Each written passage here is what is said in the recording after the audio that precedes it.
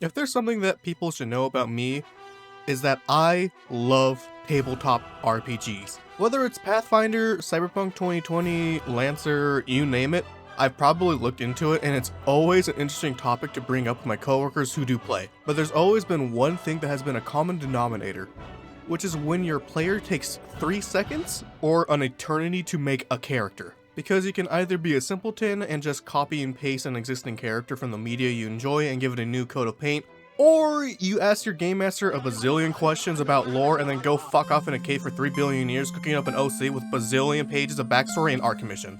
This also gets worse because if you're the game master who's not running a pre-made journey, you gotta worry about world building, history, relics, the relics lore, planning sessions, combat encounters, and this could go on and on and on. But the one thing that helps people who do go through all this is one word, and that word is inspiration.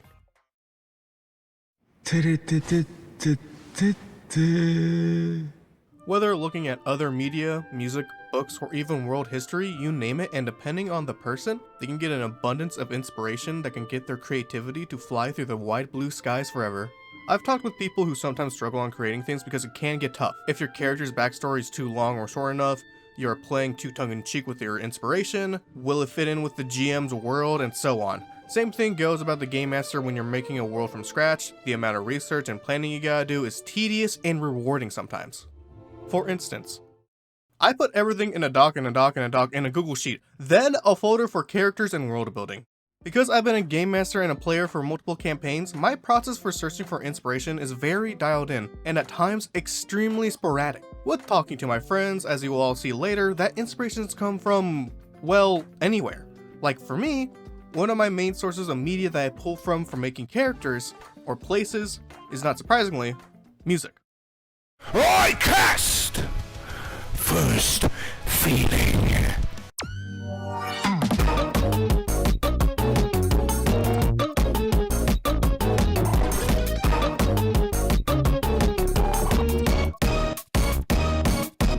As I've said before, music is mostly my thing, but rather than having to tune into my engineering ear to pick things apart, I turn that off and just listen to the vibe, and from said vibes, I extract those feelings and put them into a character. There are plenty of songs that I could talk about, like how Arknights has insane songs, the absurdity of the 60s, how well Mega Man Zero vocal songs are the definition of being a hero, or any song made by Hideki Naganuma.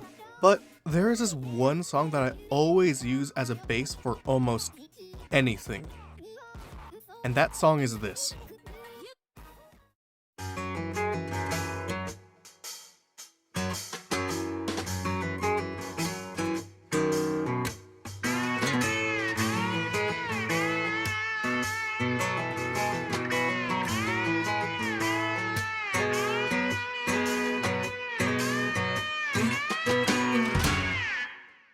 I honestly don't know why this song specifically. I've been told by numerous people that this song is weird. But to me personally, this song represents bored relaxation. For some reason when I hear this, I just think back to the times of those hot summer days where me and my cousins would sit in the garbage too bored to play games, so we would just watch soccer and talk. So for me to make my characters feel like a person, they would always have to resonate with this song. Because outside of adventures, I'd also have to think about downtime and how they would just be, well, them. And this song does just that. Of course there are other things I do pull in as well. Simple ones would be something that you grew up with. I know plenty of people who pull from video games like Final Fantasy XIV and just straight up copy and paste character arcs, for better or worse. Not me though. I rarely pull from games unless I completely strip the concept down and build it from the bones up. What I take from is something more organic. Something with a bit more sauce, or just, in this case, watery. My secret for taking things and completely blowing my players' minds away is taking inspiration from the ocean.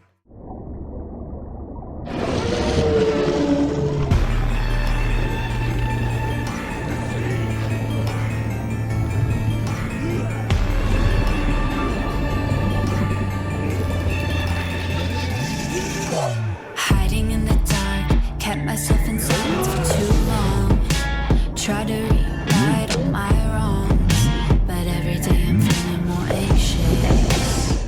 I love the ocean. Ever since I was a baby, I was enthralled by it, and it might be because my dad read to me Moby Dick when I was like 4, but that's not important. Coming from a family who has a background in nautical experience and taking trips to the Monterey Bay Aquarium, it was always inevitable for me to spend my own time and explore this other strange world that we explore from time to time. And looking back at our history, our ancestors came up with the most weirdest things. Disregard the most popular ones we see in media like the Flying Dutchman, pirates, the Hydra, even though it's a river creature, not an ocean one. These old stories about the ocean is a slew of interesting ideas to pull from. It can be mundane as keeping an old man on your boat because he has good watercraft and music, or as Lovecraftian as there's something out there in the depths of the ocean that has lived for eternity, buying time, and one day it's gonna come out and destroy everything in its path, declaring this whole world as its home. And its name is Scrumbly Mumbly Bumbelow the Pasta Monster. Honestly, you can't blame them. Even for me, just looking at a deep sea creature or even a jellyfish can make your imagination run wild. Just thinking about the weird ass lore you can make for these creatures, implementing them into your world and just taking a pre-existing scientific name, change a few things and bam, you got yourself a cool boss. Or hey, even if I do want to take from more recent media, I can look at games like Dredge and Ocean Hunters. Dredge has a really cool mystery of there being strange fish to start out from, and Ocean Hunters has a really cool antagonistic plot that no one knows about. Also, easy life hack, if you just want to be lazy, just look at the art and names of recent Yu-Gi-Oh cards. I swear, no one who you play with will probably know about them. So, yeah, go crazy. Even besides the ocean, old tales and folklore are always an interesting place to start off with, because there's technically no reference before them. People just got together and just made stuff like, there's a man who hated the world so much they took up a flaming sword and went on a rampage. And if you Google the character's name of the story, sure enough you're gonna see some things that aren't Norse mythology. So if you're in a creative rut of thinking of a new player character or world building, my advice will always be to go look back at the old and go from there. But hey, I'm just one person, and as I said before, people have different processes of their creativity. So I decided to call up a few of my friends who I've played Pathfinder with and ask them about their creative processes and opinions on things, since I know they are all mostly different when it comes to making things, and honestly, I really do miss talking to them. I cast first date! Yeah, I'm Dude, Dud, and Dudderson. Those are the only ways I've chosen to be known as online. So, I'm Liz. I like playing tabletop games and other games. I'm Sean. I go by several online aliases, Himea, Harmea on Twitter, but I'm more commonly seen on Blue Sky now. I like drawing. I like commissioning other artists to draw my original characters. Besides that, I really enjoy playing Dungeons and Dragons and other tabletop RPGs like Pathfinder, Cyberpunk. I dabbled in a bit of Lancer and a bit of Delta Green. I also enjoy video games and anime, which will be very, very relevant in this video, I think. So in like 2019 is when you and I have first met to play in this D&D then turned Pathfinder game. And when we were playing it, you switched your character to someone else who was named Baldwin, and he was a pretty cool guy. If I remember the name correctly, it's Tatiana Sinclair? Yep. Yeah, which is a cool name, by the way. So you made a character named Nebra, if I remember correctly. Do you want to go about how you made her and what she's all about? Okay, yeah. It's like I don't really... When I make a character, I don't like immediately go into, I'm going to write a guy, and this is going to be its entire backstory. I'm going to come to the first session with this book, especially when it comes to tabletop. I'll just like, what's the thing I'm into recently? And I'll go from there. Like, for Nebra, I was reading Michael Moorcock a lot. Baldwin was needed because everyone else in the party had the durability of wet tissue paper, and we were playing 5e. And then Baldwin was based off of like single player tabletop things, like where you're just doing it all on your own. Because it's like for a while now, I've just been kind of bouncing around like a knight character who just kind of adventures in those. And it's like, oh, this is a good time to have him come in here because he would be around this strength anyway. First things first, I do think Tatiana is up there as probably one of my most developed and most thought of character. Tatiana was the first character where I put in a lot of work into making real. I was always interested and fascinated with the idea of necromancy, but the twist being, a good necromancer. I don't know how common this trope is, but whenever you hear necromancy, you hear, "Oh, I am bringing back the dead to haunt the locals and to pester some local heroes." But I don't know how I happened upon this picture. I saw a bit of art from my favorite artist named Hidari, who you may recognize from doing some of the Atelier games, as well as more impactfully for me, Fire Emblem Echoes. And there was this art of this one character that I didn't even know the name of until fairly recently, Threa Hazelgrim. I didn't know the character, nor their personality, nor the game that they came from, but I recall being absolutely fascinated by her design. Oh. And the main character for his biggest series was Elric of Melniboné, and he's a dude that a lot of other famous fictional characters are based on. Elric of Melniboné is just a dark elf guy who fucking... Is he a dark elf? I can't even fucking remember. But he's like a pale, white-haired dude who has health problems. Basically a dark elf. And he has this cool sword that is evil and wants to eat people's souls, and it's connected to a bunch of other swords in the story, and it ends up like ruining his life, even though he's like royalty and whatever, and should basically have his life sorted out. So like, I wanted to make a character that kind of had like the sentient sword fucked up thing going on. So I made Nebra. That's one thing I wanted to ask you about in for Baldwin. Was that like before he was dead? What was he like? I know he said he was a farmer of some sort. He was a farm boy, but then like as part of some reasoning, his family he claims his family got taken over by like spirits or something, and he ran off. And when he stopped running, he like ended up getting recruited into the army of the area. And I want to go a bit more detail into Tatiana because I was also heavily into Final Fantasy XIV at the time, and I really loved Shadowbringers, and I really loved Emmett Selch. And his deal with death and his desires and his emphasis on remembering people that are lost. And with that, I added one important factor when it came to making Tatiana, which is the legacy of death and memories. And it must be so lonely to be dead, because people are only truly dead when they're forgotten. Nebra is like a very, very thinly veiled Michael Moorcock, like XP character. I don't like make my characters 1-to-1, like whatever I'm mogging them off of.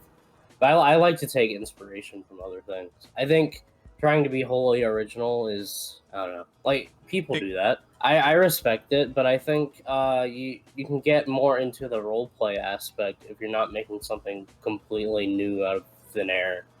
And obviously, like I'm not playing myself with Nebra either. I'm not royalty. I'm not like the only thing Nebra has similar to me is health problems. But yeah, Baldwin was just like, I'm going to make a knight, and then I asked about it, and he was like, yeah, get a little weird with it. And I'm like, all right, I will make a undead rules knight. Good. And then all aspect, like most of that stuff just happened organically instead of me like talking about it in advance. Like Baldwin's characterization at the start was that he really did not care because he had a lot of baggage that the party would not know about because he had just met them and wasn't going to talk about it. And then through a bunch of character arcs and catharsis, he chilled out. And then by time he was being normal, he had to disappear because he was also being too much of a main character. Another source of inspiration I had for Tatiana was a show and manga called Mushishi. So the term Mushishi translates to Mushi Master, who are like these travelers, arguably doctors or problem solvers regarding these Mushi. The show is about the main character, Ginkgo, who just goes around Japan solving these problems, not really like caused by the mushi being directly harmful, but like as like they're just trying to exist, and sometimes people get hurt by it. But essentially, the general vibes of like person traveling to resolve problems involving unseeable things was kind of another cool concept to me, and that's what I wanted Tatiana to become at the end of everything. Other than that, I remember like halfway playing through, I think you started running your own campaign on, I think, some other day. Can you tell me about that world that you made for it? Well, that's funny because I'm running a module actually. I didn't feel like running my own custom thing because one, I haven't gotten back to it in like literal years at this point. My custom world thing.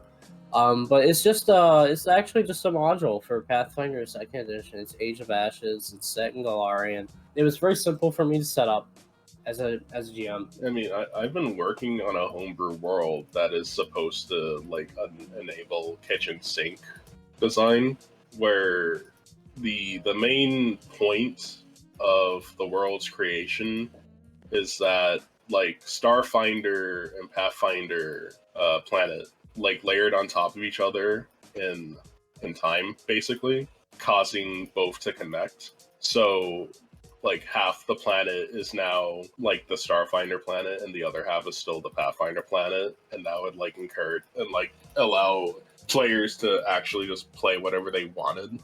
In the world that I have set up, the god of life is dead, so there can no longer be any new souls being born. The church of the life god is still very much relevant, but clerics go around looking for lost souls, and they pretty much like put it into like cages, and they go back to the church and put the souls into this massive vault.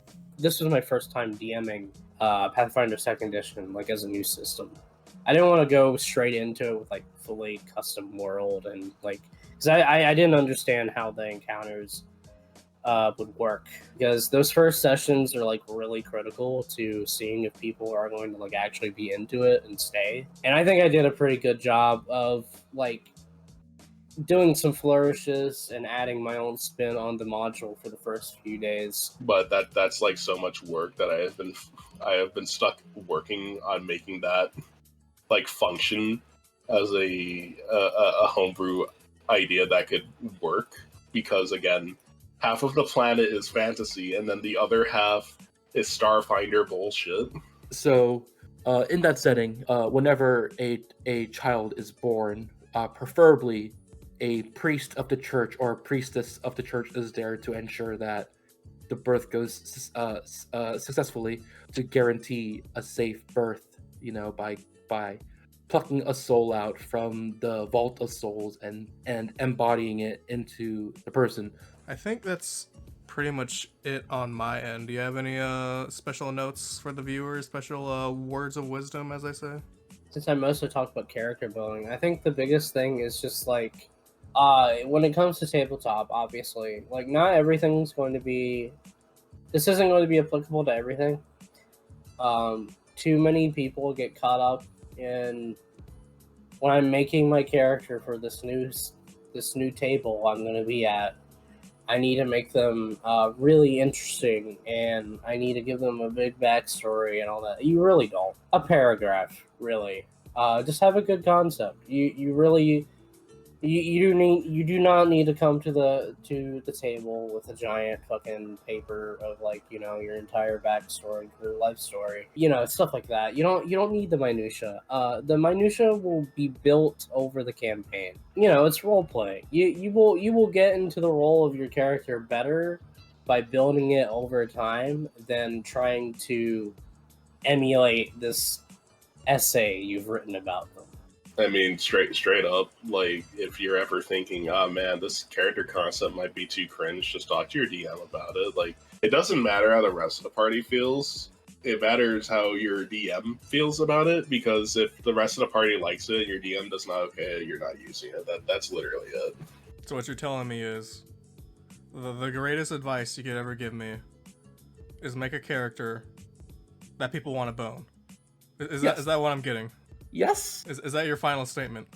Sure. Let's end this video on a bit more of a cheery topic. I'm speaking as an artist. Design a character that the audience would want to bone. Look, man, like I work night shifts, man. The things that get into my brain. Dude, I followed your private account on Twitter. I know what happened. Oh man, it's bad. That It's so bad. All right. Well, thank you so much for your time taking this interview, quote unquote interview with me. I mean, yeah, you know, it's just talking. Of course. Yeah, great talking to you again. Yep. See you next time. Thank you for this wonderful time of you talking. Thank you so much for having me. I would take any opportunity to yap about my OCs and my characters. I love talking about them. And that is why I wanted to do this video. Honestly. Any other closing statements? Any final last words or any questions towards me that you want to talk about? Yeah, follow me on Blue Sky. I am himea.art on Blue Sky. I like drawing pretty ladies and some cool things. I'm trying to focus more on my art for this upcoming year. I do want to table at conventions and sell my art, so I do want to take art seriously at some point in time. A bit weird, but I also have a Patreon where I post my art and stuff there. You can consider supporting me as well, because, you know, broke ass starving artist stuff. Thanks so much for having me here, and thanks so much for this interview. Thank you to those 3 lovely people for agreeing to that interview. Hanging with them just for even a little made me realize how much I missed hearing them, and talking about their creative processes was such a joy to hear. I'm going to put links in the description with their full interviews down below because they had a lot to say. But, as I said before, we are all different beasts when it comes to creating. No one way is the best way or the wrong way. As long as you're having fun with people you are around and making great memories to look back on, then there's no reason to be afraid to create. After all, this is what Slime Station is. Just 3 slimes creating what they like to talk about in hopes of finding people like you. This has been Lounge, waiting at Slime Station, and I'll see you at the next stop. Yeah!